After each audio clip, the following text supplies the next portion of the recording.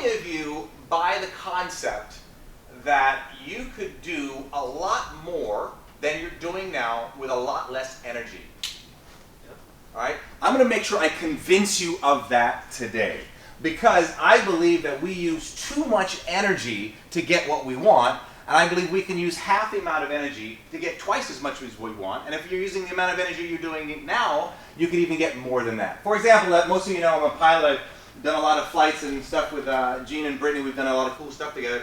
Let's say we're in the jet and I'm taking everybody from the Bahamas, and we're going from the Bahamas to New York. Obviously in the Bahamas there is no snow, so when we land to New York, let's say for whatever reason we're going to take a little break, get back in the jet, but before we do, there's a lot of snow and rain, and it starts getting on the airplane. Now on the way to New York, let's say we're at full throttle, 100% throttle, and we're doing 500 miles an hour.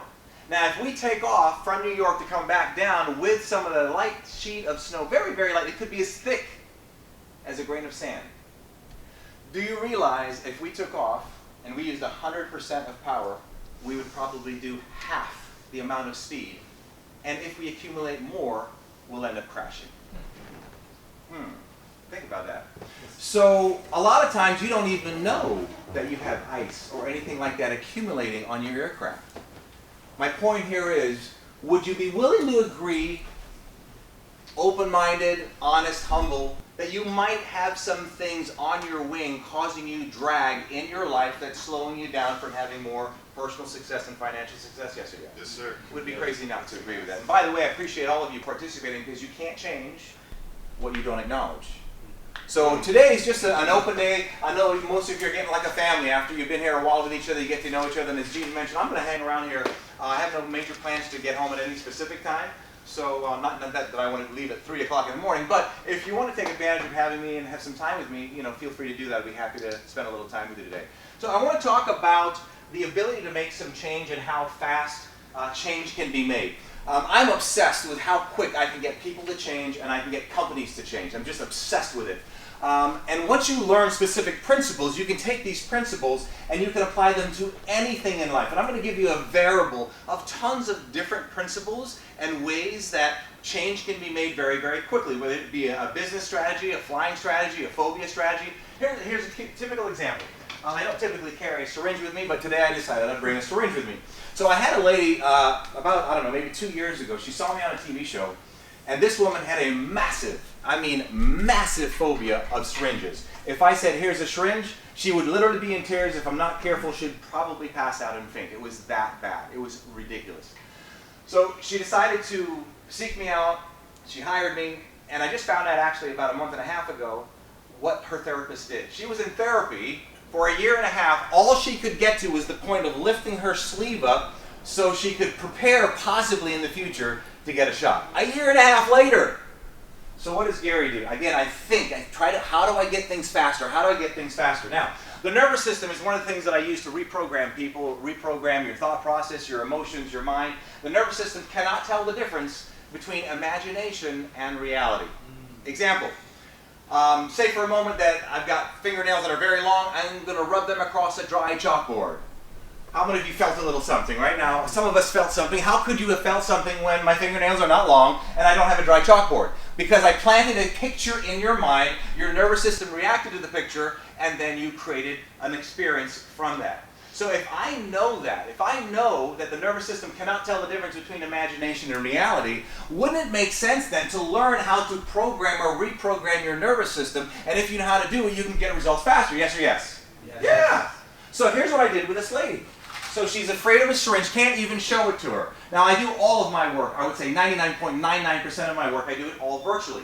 So I got her husband to be my buddy assistant. And I said to him without her even knowing, now keep in mind, I lay a foundation. I can't just tell her what I'm going to tell you and have her change quickly. The foundation is laid. Once the foundation is laid, I then go ahead and implement a strategy, and it works very quickly. So I said to her husband, without her being there, I had him order a bunch of syringes, and I said, I want you to take the syringe, and I want you to chop it up in little tiny pieces. Little tiny pieces. This is a syringe in little tiny pieces. So then we're ready for the therapy, and now remember, if you are deathly phobic of something or traumatized or have trauma because of emotional, physical, sexual abuse, loss of a loved one. It could be anything. If it's severe trauma and I mention it to you, you are going to feel a feeling. Yes or yes? Everybody can experience, right? Similar like you're driving down the road, you hear a song. It can bring you a good feeling, it can bring you a bad feeling. Same thing. So what I did to confuse your mind, I would just have something on my desk. It could be anything. I could say, in just a moment, I want you to pretend. Now, if you're deathly phobic and you pretend this remote is a syringe, it is a syringe to you, you will respond negatively. Does that make sense? All right? This is why I can never be faked. Because I understand the programming of the nervous system. I've had TV shows bring me people on who are pretending to be phobic, and I knew for a fact they weren't because I know how they will respond, and they don't know how to respond if they're being fake. But if you're real, I know in advance how you're going to respond. So her nervous system responded, even though she knew this wasn't a syringe. Once she started getting the idea, I said, okay, let me go get something else. We're going to get a piece of plastic. She doesn't know what the plastic is from. And we put it in her hand. I said, your husband's going to put it in your hand. Is that a problem? And it's the syringe. No problem. She knows it's in her mind not. Until we eventually get the entire pieces of the syringe in her hand. I have her close her hand. I say, take a guess what's in your hand. She had no idea. I said, that's a syringe cut up. Boom. Change made immediately. And she literally, in one session, was holding a syringe, which she could never do. In fact, it was so bad, she couldn't even watch TV because she was afraid that maybe a TV show might have somebody, especially if it was like an emergency room or a hospital thing. She would never be able to even watch the TV because there may be a possibility of a syringe on the TV. So my point here is telling you that when you have something that you're doing in your life, it's kind of like a fly if you're not careful. If you've got a fly here and it's trying to get out the window and it keeps hitting the window and hitting the window and hitting the window and doesn't get out, there's an easier way to do it with a lot less energy. Mr. Fly, take your time, come down to the windowsill, walk your way over, and the windows open and fly out. Because if you're doing this, you're pushing a parked car. You're active, but we're active accomplishing nothing. Now, I know that we're all active doing things. We're all active in our relationships. We're all active in our businesses. But to some degree, you could be active, even though you're getting results. May not be great results. Maybe they are great, but there could be a possibly better way. So I'll share with you another example how I would do this in aviation, but I'm going to share with you how you have programmed your thoughts, whether they are in the future or in the past, to get the emotional results that you get now. And if you want to change those emotional results, you have the ability to do that. Why do you want to do that? Everything you do is based on what? Emotions. Everything. And the sad thing about this group, and I say sad thing because most of this group are men. Men, we have a problem. You know what it is? We have a problem talking about our feelings. Women feel first. Kim is just smiling. She knows. And so is Brittany. Women feel first, think second. Men think first, feel second. You see there's a problem if both parties don't understand each other, right? Okay? Yep. So the point here is men feel that we're weaker, not all, but in society, we've been programmed to feel that we're weaker if we show emotion. I was with a billion-dollar company, and I spoke to one of the managers in this company, and the company, the actual owner died. And he was telling me the story about he was mentioning this to all his employees, and he was about to cry. He had to excuse himself. He wanted to excuse himself and did excuse himself because he did not want to appear weak. The problem with that is if you think you appear weak by showing emotion, then when you have to release some of that emotion and you don't, you will find some other very, very negative, wrong way to do it. And the other thing that you must keep in mind, all of us, when somebody shares with you emotion, you must be careful you do not punish them. Because if you punish them once, they will feel, I'm not going to talk to the next person because I just tried over here. I don't want to be punished emotionally again. Punishing means, I cannot believe that bothers you. That's punishing a person for sharing their thoughts. Punishing them means, oh, come on, you can do better than that. I know you can get through this. Now is not the right time to say that. Weep with those who weep. Rejoice with those who rejoice. All right? So, let me share with you one more example, then we go into the nitty-gritty. How are you enjoying this stuff so far, right? I just get obsessed with this stuff. All right. So, I'm a flight instructor. I don't do this for a living, but it's just something I do to keep myself on top of my game as a pilot. So here's what's quite interesting. So here's a runway, right? Here's a runway. And when somebody's learning to fly, they fly in what we call a pattern. The pattern is you land, you take off, you come back around again, and you land again. Now, the most challenging part of all this, I mean, you can teach a monkey to turn an airplane left and right, up and down. It's pretty easy. The challenging part is the last 10 seconds. That's going to make or break you. That's going to, you're going to mess it up there, or you're going to do well. Now, once you learn to fly, your instructor, your CFI, Certified Flight Instructor, what your instructor is going to do, he's going to take you around this pattern. So you can learn this over and over and over again. So let's say, depending on the airport you're at, this will take about 10 minutes to do. 10 minutes to do what we call a touch and go, a touch and go. You land, you take off, and you come around. So in an hour, we can do 6 of these. Does that make sense? 6 times 10 is 60 minutes. In an hour, we can do 6 touch and goes, okay? Now, here's where Gary comes in. There's got to be a smarter way to teach somebody to be a better pilot. So here's what I do, okay? If I know that a monkey can do all this, and it takes a lot of monkeys to do this right, the last 10 seconds, this is the part that you really want to be skilled at, so here's what I do. I'll take you in the airplane, the last 10 seconds we touch, we go back up, we do it again, we go back up, we do it again, and then we come around. In 1 hour, how many touch and goes have we done?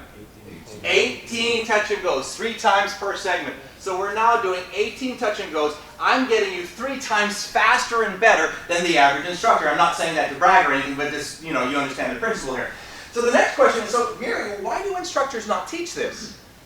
Well, here's why. Number one, if you're observing this as a pilot or not, you are going to think somebody is drunk. Literally, I'm not kidding. So I call the tower in advance. I'm going to let them know, look, we're going to do some maneuvers.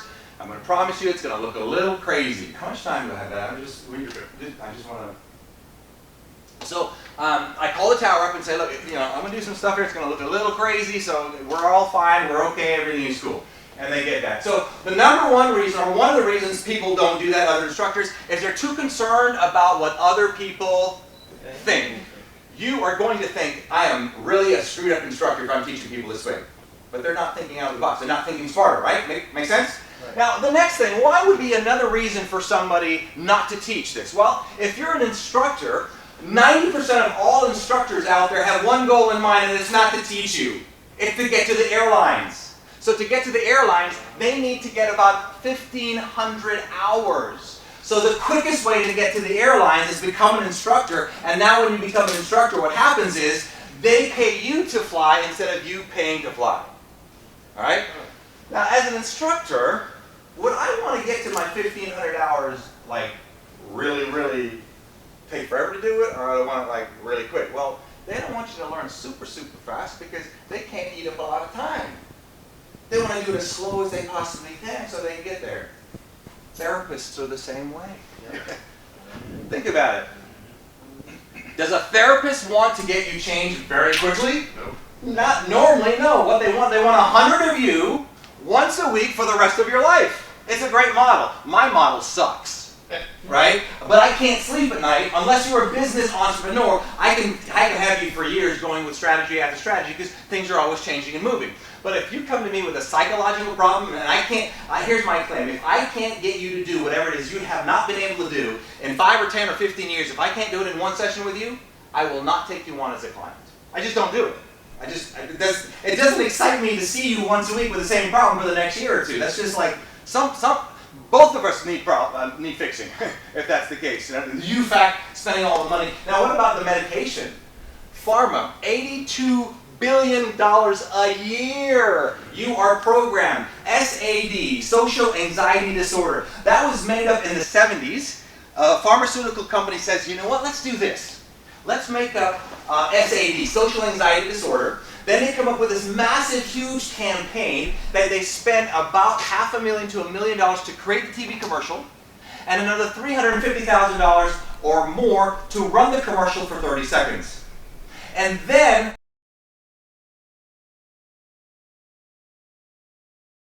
I strongly suggest you jot this next statement down. If you don't want to take notes, it's kind of easy to remember, but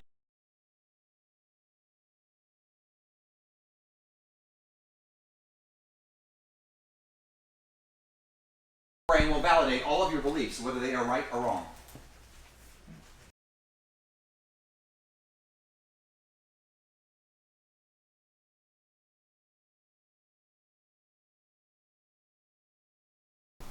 Now, with that being said, back to the commercial. Somebody has some anxiety. How many of you have ever had anxiety before? Show of hands. Who hasn't, right?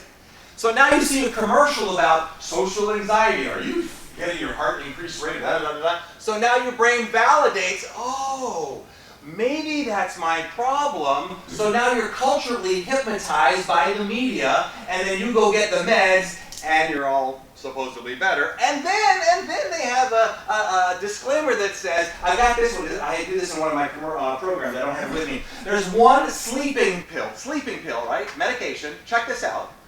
That tells you the side effects of this medication is sleepiness. That's one. You're taking a sleeping pill to go to sleep, but the biggest side effect is sleepiness. That doesn't make any sense. The other one is you may end up driving a vehicle, eating breakfast or creating a meal or making a meal and not know you did it. They literally say that on the TV commercial. Can you imagine? So my point here is I like to work with people in a whole stretch, the whole body, the whole mind, everything. There's a reason I am not 100 pounds overweight. There's a reason I mentally don't take anything to wake me up. I don't need anything to go to bed. My first text this morning was at 3:20 this morning. She's smiling because she knows I'm 24/7. And that's not necessarily 24/7. When I sleep, I'm out like a light. I take care of my body because I don't want that drag on my wings. And when I see that drag, I'm human. I was talking to Gene just 2 days ago when I came here. I said, man, I had a freaking rough day. I'll admit I have drag and I had to get the drag off right away.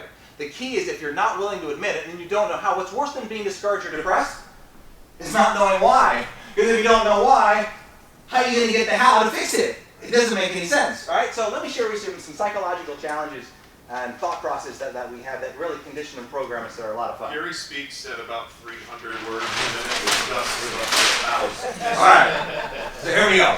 Hang on. Just like until you're cursing that Then I'll slow it down. Okay. Write this down. My future is my present. My future is my present. So initially, what does that mean? So here we are. All right. And we have a thought in the future. And let's say that thought is a negative thought. So we project a negative thought in the future. How many of you have projected a negative thought in the future and you kept going so much it was like a movie, right? Yes or yes? I mean, we just make a crap like this. This isn't happening. I mean, we go on and on. So remember, your future, the future thought you have becomes your present. The present emotions you experience right now are either coming from your future thought or, what's the other one? The past, the negative thought. Past negative. Now, I shared with you in this video, or in the video shared with you that I've gone through a tremendous amount of trauma. And I share this with you not to get your sympathy, but to just give you an idea that if you come to me with any challenge you have, I may not have been through the same challenge, but I can feel your pain. So in the video it shared that I was very successful when I was 17 years old. I was making like over $100,000. This was decades ago, so that's well millions and millions of dollars today. Then I got married. My wife and I would have a baby, and later on she tells me that that baby really wasn't mine. Wow. That was not easy. Then at the time frame of all this, my grandfather and stepfather died of cancer. My uncle was killed in a plane crash. I got a phone call from my mother to let me know that my father had just been shot point blank in his chest and drowned in his own blood. And then to top it all off, because all that I just shared with you, I'm not making fun of myself, but that's all a cakewalk compared to what I'm going to share with you next. I was born and raised in a cult, and I left that cult about 15 years ago. And when you leave that cult, your so-called friends and family will shun you for life, and they will treat you as if you were dead. So that means that I am now all by myself. That has been the most challenging thing to experience compared to all the other things that I shared with you combined. So I remember one day, right after this, I'm traveling by myself. I happen to be going commercially this time. I had one of these big carts you get at the airport. I had all my luggage on the cart. As I'm pushing the luggage, all the luggage just fell to the ground, and I broke down in tears. I just broke down in tears. Why? I immediately went to my past, and all I thought, subconsciously, was everything that I had lost. And immediately it put me in the present. So then, write this down. My past is my present. My past is my present. So what I had to do then is I have to learn and have to clean this out so where I could change that. Now keep in mind, one of your goals in life, I think, should be is if you can learn to change the pain that you've experienced and no longer associate pain to it. You and I were talking about that, right? I was telling you about how do I know how to change, program my birds and change their behavior. It's two things, pain or pleasure. That's it. So if you can learn to minimize the psychological pain through the nervous system or some other means, and you minimize the pain where you see the gain higher than the pain, you get more results. It's called loss of aversion. Loss of, not a virgin, but aversion. Loss of aversion. What that means is, statistically, check this out, the average person statistically will avoid a loss or a pain than to gain a gain. Simple way of putting it, we like to hit course of least resistance. Don't be normal. The average statistics show this is what people do. And what happens is this creates the fight or flight mechanism in our brain. Fight or flight. So anytime you have trauma, a severe phobia, whatever it is, and every time you get this fight or flight, you try and you mean well, and you want to go forward, but you pull back and you fight as opposed to fighting. Because fighting, you show in your mind that there's too much pain to it, and what happens is we never make change. So when we learn psychologically how to change that, we make massive, massive change because that fight or flight becomes more drag on your aviation wings, on your lifestyle. So the next thing then is, well, how do we change all that? Well, the first thing that you're going to do after you think in the future and think in the past and makes you sad, the first thing you're told to do, well, you got to change your breathing. So we change our breathing. How many of you ever tried to change your breathing with anxiety and it feels good for about 30 seconds and you still have the same problem? Okay? So does that work? Yes. But if you don't have the right foundation, it will not be long lasting. For example, I do cold plunging at 45 degrees. I will tell you, you have to learn to control your breathing. But if I give you 45 degrees right now and say just control your breathing, you're not going to stay in there for 10 or 20 minutes with me. It's just not going to happen. But did I tell you the truth?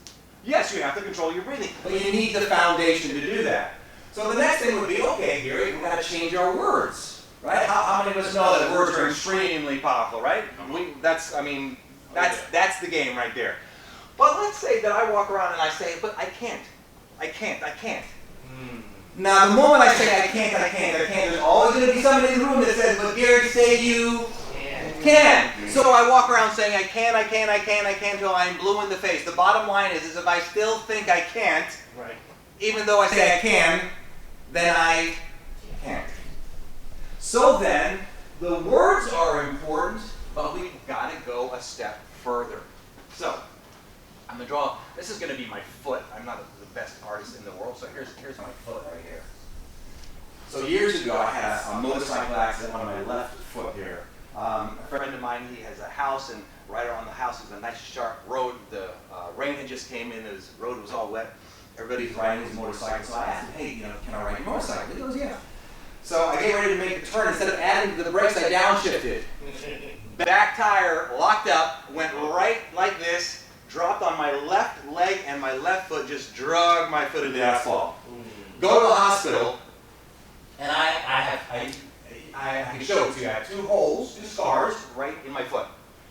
So the doctor, he gets a syringe, and I can feel the pain right now. Nervous system can't tell the difference, right? He put a syringe right inside the tendons there. One wasn't enough. He did like 4 here and 4 more there. Why did he do that? Because he had to take his pinky, go in this hole, go underneath the skin, come out that hole, take a fat syringe full of saline solution, and squirt. What's he trying to squirt out? The asphalt. Yeah. Now, let's say he didn't do that, and he just washed it, bandaged it up, and said, head on out. You think I'm going to have an infection? You think if I didn't get it checked, I'd eventually have gangrene and lose a leg? Sure. So if we're just doing the breathing and just saying the words, we're not getting inside deep and cleaning it out. And that's why many times when we try to do something that we need to change, it keeps bringing its ugly head back and back again. So I'm not saying don't say positive words, but here's a warning for you. The more you say a positive affirmation, the less you believe it. That's why you keep saying it. Let me repeat that. The more you keep saying a positive affirmation, the less you believe it. That's why you keep saying it. Now, don't walk out of here and say, Gary says don't use positive affirmations. Absolutely, that is not what I'm saying. What I'm saying is you got to start there. If you say you can't and you want to make a change, you got to start with words. You got to start somewhere, right? So you're going to change the word. Now, if you keep saying I can, the more you keep saying the new affirmation, it's just a measuring rod to let you know you really don't want it yet. Believe it yet. Here's an aha moment for you. And I'm not going to put you on the spot, but if I asked you this rhetorically, you would probably not know the answer, and boy, do you need to. If you believe that for every belief we act on, we get a result. So if every belief we act on, we get a result, limited or not, how do you know that you bought a belief? How do you know that you bought a belief? Here's how you know. The more you say it, the less you believe it. So when you say it and you feel it, that's when you bought a belief. So now, like for example, you ever seen somebody on these roller coaster videos on YouTube, and they're like, yeah, straight down, and the person goes, oh, I can't, it's going to be okay. They don't believe it's going to be okay because they keep saying it. Now, after they do it once, and if they're a real thrill seeker, that was fun, let's do it again. I'll guarantee you the second or third time, they don't say, I know you can do it, I got this, I got this. They got it, they believe it. They no longer have to say, I got this, I can do this. So when you are trying new things, for example, some of the things that Gene is sharing with you, how many of them, even one little thing that you learned in the last day or two, would be new to you? Yes or yes, right? So when you try something new, you're going to get some friction. Come on. The friction, you have to be careful that you don't validate that friction to say it doesn't work.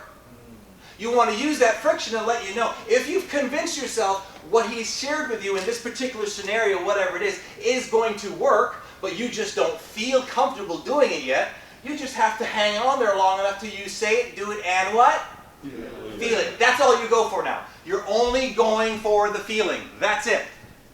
When you shift that way, the difference between learning to change and do the right thing to change the feeling is a lot different from, I don't think this is going to work, I'm not going to try this anymore, this is not going to work. You see the difference? It's a total difference. So now, when you're looking to see, so if I work with somebody on a particular scenario, I'll say on a scale of 1 to 10, 10 being the highest, when you say I can, how much of it do you feel? So let's say they say I'm at a 6. Well, they're at a 6, the goal is to get them to a what? 10. A 10. Well, if you're at a 6, does that mean you give up? No, this is where you learn to play games with your mind instead of your mind playing games with you. So you think differently, you go, okay, I'm at a 6, darn it, what can I do differently or better to get to a 7 or an 8 or a 9? That's a totally different fork in the road. Everybody with me on that? That's a game changer. So when you think this way, you're now guaranteed to get more results because your focus is totally different. All right. So that's basically, in a nutshell, those are some of the things that I wanted to share with you today. Maybe do a little Q&A if you want to do, Gene, or something like that. I could go on for hours and hours, and basically as fast as I speak, it's going to be like one day, it'd be like 10 days worth of stuff, and 10 days worth of stuff will be 100. All right, any questions, thoughts, ideas? Gary's very uncomfortable with silence. Okay. So if there's anything, go ahead. You said something about like trauma and pain, and you wanted to like basically make your brain not associated with pain. Mm-hmm. Are you like pushing that down though? Like, don't you want to feel some stuff? Like, you want to have emotion to it sometimes? Good question, and it depends. If you can associate pleasure to it, as crazy as it sounds, because it could be something really deep, how would you associate pleasure to that? Or change the story where it's not as painful, you won't need that. In some cases, depending on what the case is and the situation, and I would determine that in an assessment, I will determine if we need to go deeper. Sometimes a person has a behavior, they don't even know where they got it from. Right. I'll just make up something. Let's say somebody is afraid of a snake, just for example. Let's say that person, this can happen. Let's say that person was 2 years old, now they're, 40, whatever. And when they were 2 years old, Mama and Daddy sat them in front of the TV. They were watching a National Geographic show, and a little, well, not a little, a big snake or a little snake crawling across the screen on the National Geographic TV show. Baby thinks nothing of it. Baby goes to bed that night, wakes up at 2 o'clock in the morning, screams bloody murder, not old enough to let Mommy and Daddy know why they're screaming bloody murder, but they just had a dream of the snake swallowing them. That child can now be phobic for the rest of its life and not know why it's phobic. So in that particular case, all I know is one thing. That person has a negative association to that snake. They have a negative story to it, a negative association to touching it, looking at it, whatever. If I can change that association to where it's not negative, change happens. I'll give you a quick example if you like. A gentleman came to me, he had a massive anxiety issue, and he did happen to know where the anxiety issue came from. The anxiety issue came from years ago when he was working, doing woodwork of some kind, and he was getting I think it was an electric sander. He was sanding the woodwork down like crazy and just sanding it. And then one of his bosses or supervisors came up to him and criticized him in front of everybody, and all of a sudden it just shut him down. And from that day on, he had this anxiety problem. He couldn't go out in public hardly, the whole 9 yards. So he brings me on, he hires me. So now I got to see, amongst other different strategies, how do I change that negative association? So I found out where it started from. If I can find that, don't have to, but if I can find that, I go back to it, and here's what I said to him. I said, okay, what we're going to do today, we're going to have you go to the grocery store, because he couldn't go to the grocery store without feeling like freaked out. You're going to bring your girlfriend with you, and what we're going to do is we're going to have you go in and buy strawberries and whipped cream. And then I had him picture that table he was sanding. She was on it with strawberries and whipped cream. He's got, and see, you're laughing, he's laughing too. So now for all these years, he's been like, oh my God, this is so fearful. Look what this boss is, he's insulted me. But now he's just smiling because his girlfriend's on there with whipped cream and strawberries.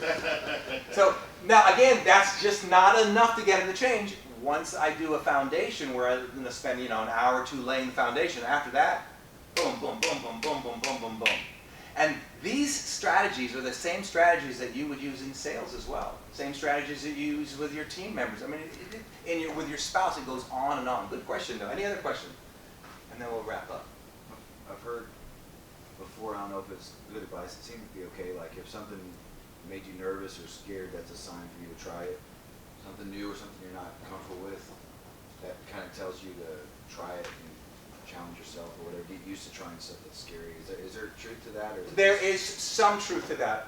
I say some because I don't know, if I knew a specific situation, I'll tell you if it's good or not. Obviously, if it's being, and I'm being sarcastic here, but truthful, obviously if it's being at the cliff without a parachute and you're going to jump off and you're going to feel scared, you wouldn't do that, right? But if there's other things that are reasonable and it's something that's in harmony, here's the key. Is that feeling and going through that feeling in harmony with your goals? If it's not in harmony with your goals, why would you want to bother do it? Unless you feel the need that perhaps you should change the goal. So you would start with having goals and then align anything else with that. Yeah, ultimately I would find out if that feeling, pushing through that feeling, is in harmony with my values and beliefs. Gotcha. That's it. Like some people now, the big thing now is psychedelic drugs to get you to break through whatever. That is not in harmony with my values and beliefs. I get high off my own supply. I ain't doing psychedelic drugs. So I may feel uncomfortable. I would feel uncomfortable doing it. Now, if I change my values and beliefs, yeah, I think it'd probably be kind of cool. I don't know, but I don't care to do it because it's not in my values and beliefs. If it's in your values and beliefs, go for it. Yeah. So that's why sometimes I'll have 5 people answer me or ask me the same question, and I'll answer the question 5 different ways because each person has a different set of core values and beliefs. So I'm very uncomfortable, especially on social media, without talking to an individual when somebody says, chat me out a question and answer that question on a chat. I don't even know what your core values and beliefs are to give you a good, honest answer to make sense for you. Does that make sense? So I don't even bother with it. So if somebody comes to me with a question, it's like after I do an event, I tell people, I know you're going to have some questions to keep in mind. There's the short answer and the long answer. It's like if you ask me how to fly an airplane. Well, there's a short answer is you push the stick forward, the houses get closer, you pull the stick back, the houses get bigger, right? Or smaller. So if you ask me a question, and even today, I'm going to hang with you for hours today. If you ask me a question, I'm going to go, that's one of those questions. In other words, I give you the short answer, you push down and the houses get bigger, but I'm going to need a lot more time for you. So That's how I like to operate. I'd rather be honest that way, right, than give you a bunch of, well, just think a little more positive, and when you, I need more than that. And that's how I got into a lot of this, because I would read these motivational books, and they'll say, just think positive. And I'm thinking, okay, so well, where's my core, though? I got to change the core. I can't just say it's not going to be that bad. You know, I got to believe it's not going to be that bad. How do I get to the point of believing it's going to be okay, or it is okay? That's where the core is. All right? Anybody else? Going once. When are you Vinny. when are you selling us? Oh, okay. I'll go right to that if you like. How much does it cost? You know, it's not a big deal. Everybody wants to know this part, right? I'm not a big on closing on something like this. I'm only here for a short period of time. I've got a program that what I'll do is it's 6 months or a year, and Gene will testify that corporations, and I don't do much speaking anymore, but typically it's 25K. I've now jumped it up to 40 to 50K for 90 hour and 15 minutes of my time to go in for an event. So I will do a 6-month program. It's a 30K program where I do an assessment on you and your company for, it's usually about 2 hours, and then we do a group follow-up once a week for the next 6 months. For a year, it's 50K, and I'll do for the first 3 people before I leave tonight that decide to do this, I will give you a free $3,000 all-inclusive vacation package to Sandals Resorts that you can take advantage of. So if you're interested in that, see me. I'll be happy to talk to you more about it. Before I take anybody on, I want to find out more about you to make sure I'm the right fit for you. You got to make sure you're the right fit for me as well. Camille is the one that manages all of that, so we'll chit-chat if you want to chat with me later on. If you want to bring me on and do this, I'll chat with you. If you don't want to do that and you want to ask me some questions, I have no problem with helping you on that. So don't feel I'm here that I won't help you if you don't want to get into my program, okay? That's not, so if you're here and you just want to chat with me about something you got and I can help you, that's why I'm here, that's what I love to do, all right? So if you have any questions on that, let us know. That's pretty much it. Give it up for Gary Cox. Great.